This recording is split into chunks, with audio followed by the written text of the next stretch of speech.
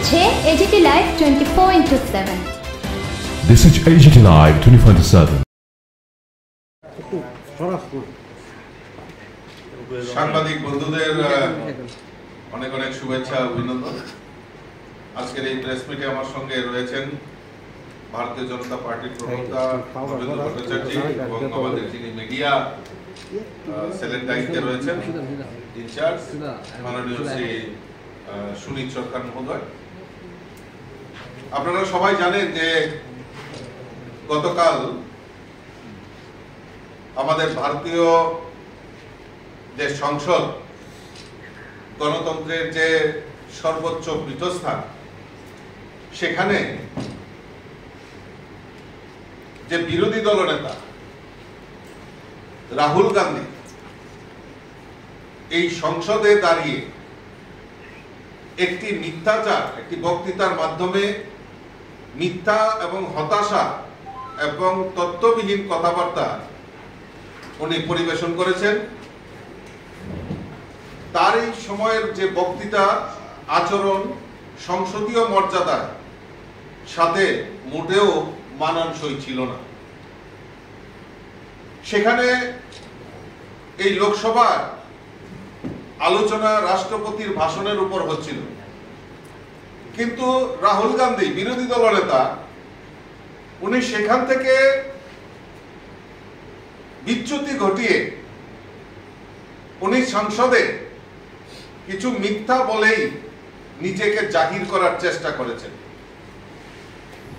উনি সেদিন উনার যে বক্তব্য, সেই বক্তব্য হিন্দুদের চরম অপমান করেননি, তাদের সহিংস এবং ঘৃণ্য ও মিথ্যাবাদী বলে অবহিত করেছেন।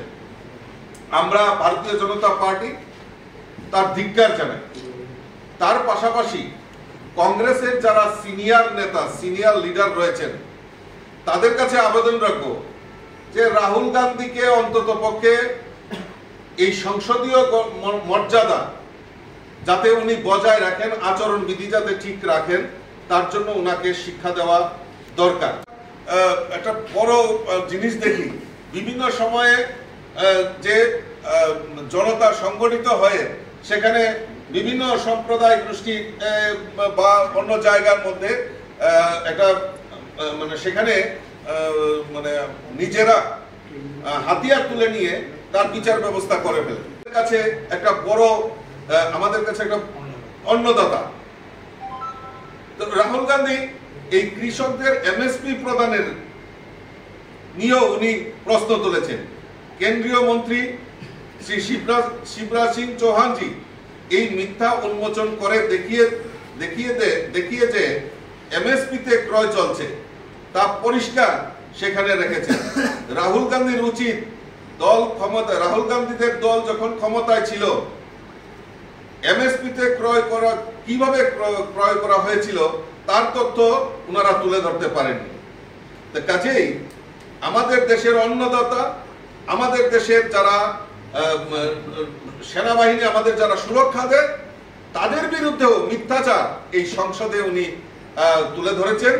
তার জন্য আমরা চাই, এবং সবচেয়ে বড় জিনিস যেটা, যে হিন্দুদের ভাবাবেগের উপর উনি আঘাত এনেছেন, তার জন্য সংসদে দাঁড়িয়ে উনার করজোরে ক্ষমা চাওয়ার জন্য আমরা দাবি রাখছি। গতকালকে আপনারা জানেন যে আমাদের নতুন ফৌজদারি ব্যবস্থা আচার সংহিতা, তো সেটা চালু হয়েছে 1 জুলাই থেকে। আমরা সবাই জানি যে ইংরেজদের তৈরি 1860 সালে ইন্ডিয়ান পেনাল কোড, দণ্ড বিধি, এবং 1872 সালে ইন্ডিয়ান এভিডেন্স অ্যাক্ট এবং 1898 সালের criminal prosecution act, procedure act বাতিল করে ভারতের সংসদে যেটা পাস করা হয়েছে নিজস্ব ভারতীয়ত্ব বোধে। কারণ 150 বছর ধরে এই ইংরেজি প্রথাই দেশে বিচার ব্যবস্থা চলছিল, যা দেশের প্রধানমন্ত্রী নরেন্দ্র মোদীজির নেতৃত্বে সরকার সেখানে তার পরিবর্তন করেছে।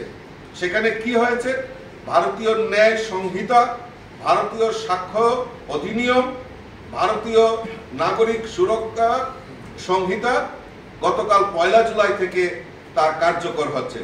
তাতে আমাদের যে বিচার ব্যবস্থা, সেই বিচার ব্যবস্থা দ্রুততা আসবে এবং এই বিচার ব্যবস্থা যেটা ইংরেজ আমলে যেখানে বলা হতো যে দণ্ড, সেটার পরিবর্তন হয়েছে, সেটা এখন হয়েছে ন্যায়।